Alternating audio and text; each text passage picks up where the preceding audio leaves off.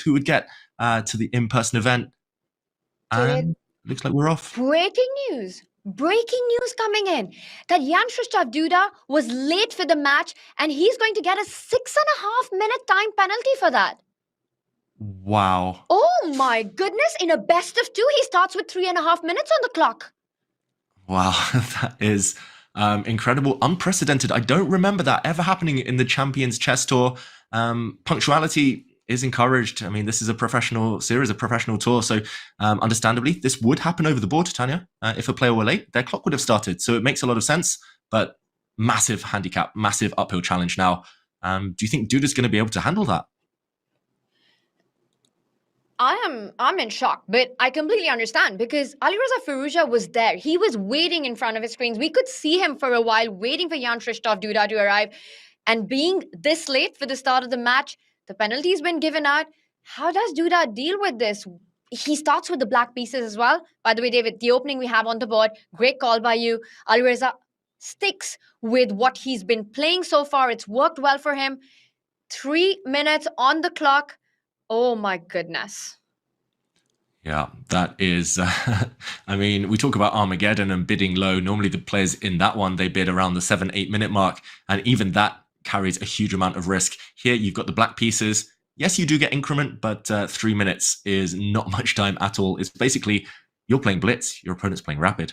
And yeah, the opening here, all pieces on the board, that's surely got to favor Firouzja. At some point, he will be able to make Duda think. I'm slightly surprised White castled kingside, Tanya. No g4, g5 in this game. I was slightly hoping that Firouzja would go aggressive. It becomes, actually by transposition, a different branch of the reti. Still a very well-known position.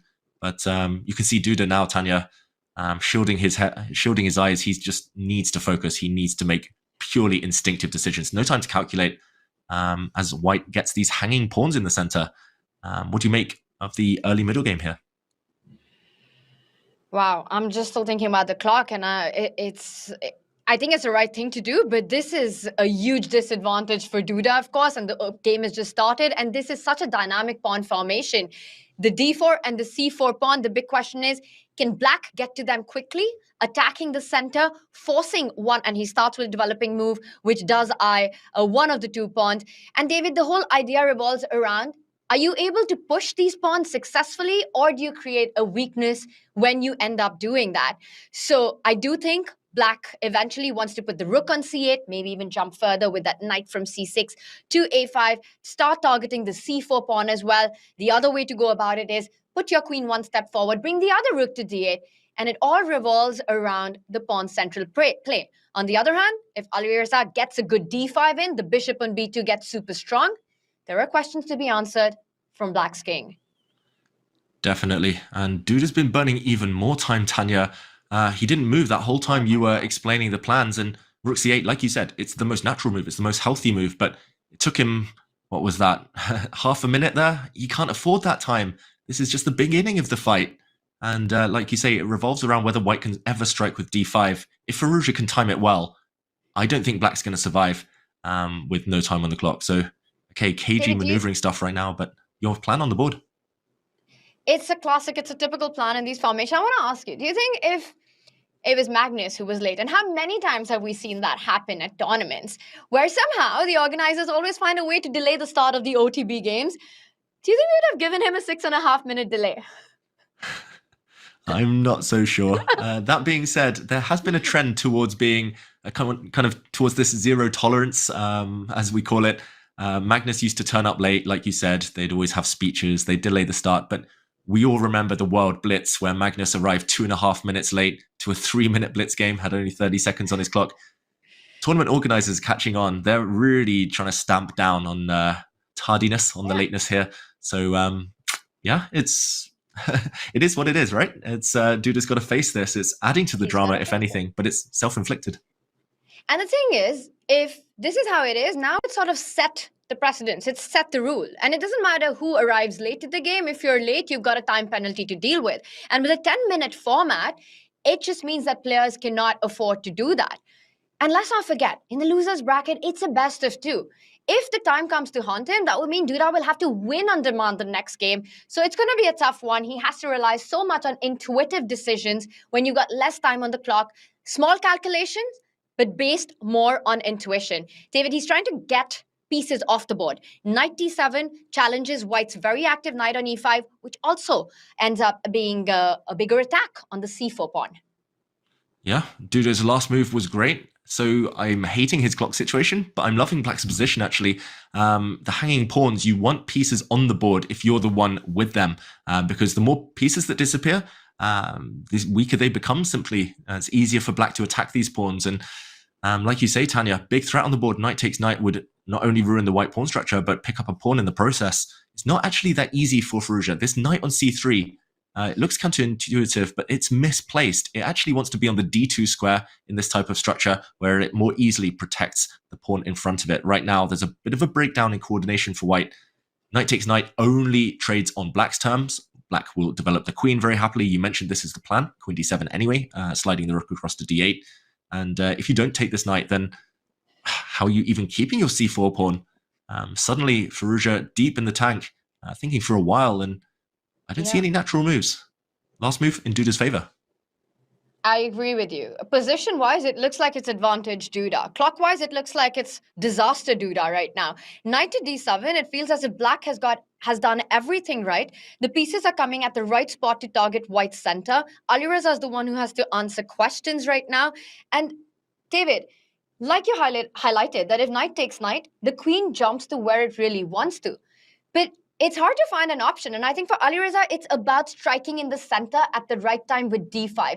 All his calculation has to be based on whether d5 works or not. And that's why he's spending time on the clock. But that's good news for Duda, because he gets those extra seconds to think as well. Phenomenal news for Duda. Suddenly, I mean, it was nearly a 6.5 minute time disadvantage, over 6 minutes at least that he was penalized. Suddenly, it's 3 minutes and counting the difference. The clock disadvantage has been halved already, and we're only at move 14. So, yeah, the opening from Firouzja, it felt like he went a bit too classical. I would have loved to see g4, g5, just as he did against Lazovic, Tanya. I think that might have been the strategy that would have really punished Duda's lateness to the game, but I don't see another move. Maybe you have to take this knight and then move your own knight out the way so that the white rook protects the c4 pawn, but that looks really clumsy. Maybe he's looking at knight jumps, knight to b5, for example, but Black will just play the move a6, asking that white knight to step to a worse square. I'm lost for words. Like the featured chat says, it's like you're starting a man down in football, but suddenly the opponents aren't making use of it. The opponents might get frustrated. And Firouzja, he's frozen. It's happened. And that's the thing, right? The clocks are almost leveling out now, and White's got to be careful about the pawns. And I think at some point, once again, David, I've played these structures from both sides. You have to get d5 in. And I think I'm going to predict that we're going to see that on the board in the next few moves. But, you referenced that game where Magnus arrived 2.5 minutes late in a 3-minute game with 30 seconds on the clock, went on to crush his opponent. When you have a situation like this, for Alireza as well, it's so unpleasant, right?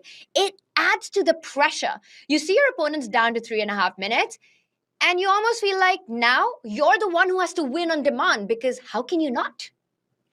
Yeah, I've been there myself for a classical game. One of my opponents once didn't turn up, missed the 1 hour default time, but I said to the tournament organizers, I was still happy to let the game go ahead. She actually turned up an hour and 15 minutes late of a 2-hour game.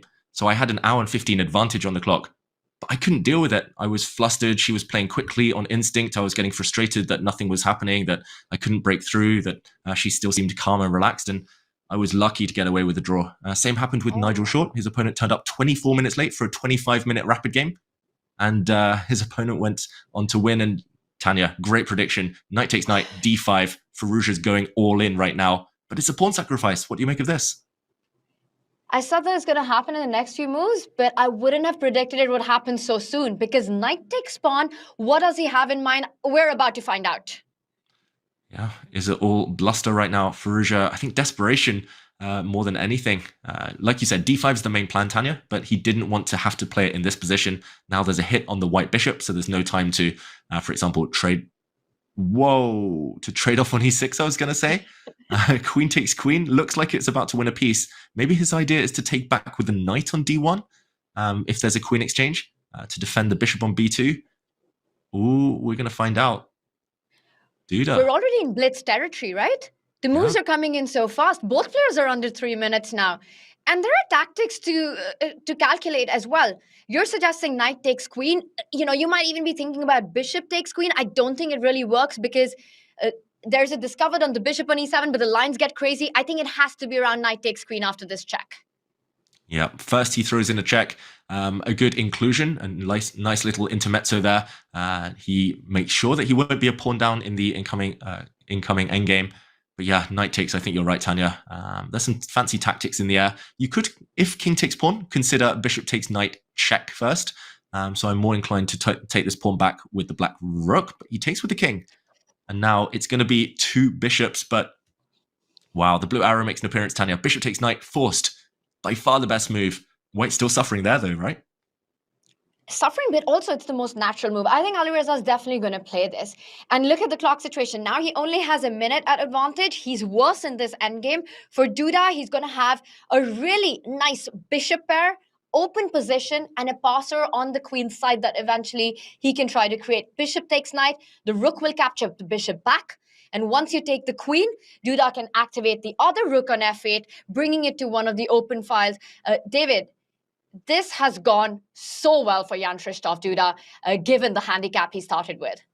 Yeah, this is a dream position for black. It's actually really reminiscent of yesterday, that decisive game between Vincent Keimer and Magnus Carlsen, where Magnus was the one with the 2 bishops, and Magnus actually had a queenside pawn majority. The b pawn was the decisive factor. So I mean, it's like a mirror image almost if all the rooks disappear from the board. Right now, white's rooks are by far his most active pieces. So if I were black, I would be thinking of potentially trying to trade one off, or at least trying to prevent the white rook from entering the 7th rank. Rook to d8. And okay, obviously, my suggestion, given a mistake, Tanya, maybe it's due to knight to b5 now? Knight is jumping. Still some tactics in the air. And your idea is coming into d6. He first attacks the rook, but doesn't this invite a pin with bishop to... his idea is rook d7. It's not only attacking the bishop on d8. David, I was going to suggest bishop f6, but then you come in with rook d7, and that's a check, winning the bishop on b7. Yeah, and that would just fizzle out towards a draw, I guess. It's definitely playable for black, but maybe he could... Oh, he plays it, actually. I was going to say king to e8 would be another option. He plays this, Tanya, so we'll see simplifications. Duda shaking his head slightly, maybe wishing now that he had that extra 6 minutes to calculate. Ooh, knight b5, tactics galore. Watch out for the check. Family fork there. This is tricky, and Duda shakes his head because he has to solve problems in under 40 seconds now, and it's tactics everywhere. You can't pick up the bishop. That's a big fork, and Duda almost looks like he hates what he's got on the board right now. Yeah, he knows he's been tricked. He had a long-term positional advantage, but he forgot the short-term dynamics, and white's knight is creeping in. No time to take this bishop on b2 due to this knight fork, picking up the black rook. So you have to move the king out the way, or you have to move the black rook, or you have to sadly drop back and lose a whole full tempo. And now the question is whether white is able to get the rook active, for example, with the rook to d7, or whether measures need to be taken. The white king doesn't have much breathing space, so at some point you need to push a pawn around it. Duda head in hands, 12 seconds, Tanya. The clock is surely going to play a massive role. It's played a massive role since move number 1 in this particular game, David. But you're absolutely right, because despite having such few pieces on the board, the knight is super tricky, and there are a lot of threats and jumps on the board. I think for white, you have to spend a little bit of time creating a luft for your king. Rook d ideas on the back rank. Maybe the rook will slide over to b4, attacking the bishop on b2 and threatening a rook b1 idea if that bishop was to move. So Alireza Firouzja also now under a minute. h3, he does go for it, David. Him not playing knight d6, forcing a trade. I have a feeling that Alireza is ambitious in this game. Definitely. I mean, Alireza, his middle name is ambitious. And here, the black bishop attacks the white knight. Big question. We'll learn a lot about his ambitions here. I was going to say knight takes a7 is really, really risky. He's up a pawn, Firouzja, but look at that white knight. It's trapped. It's stuck on the edge of the board.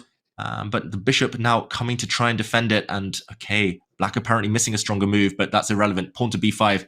More relevant is the clock, Tanya. 4 seconds now, Duda. And a pawn down. And this one is really turning. Oh my gosh. He's playing every move with 2 seconds on the clock.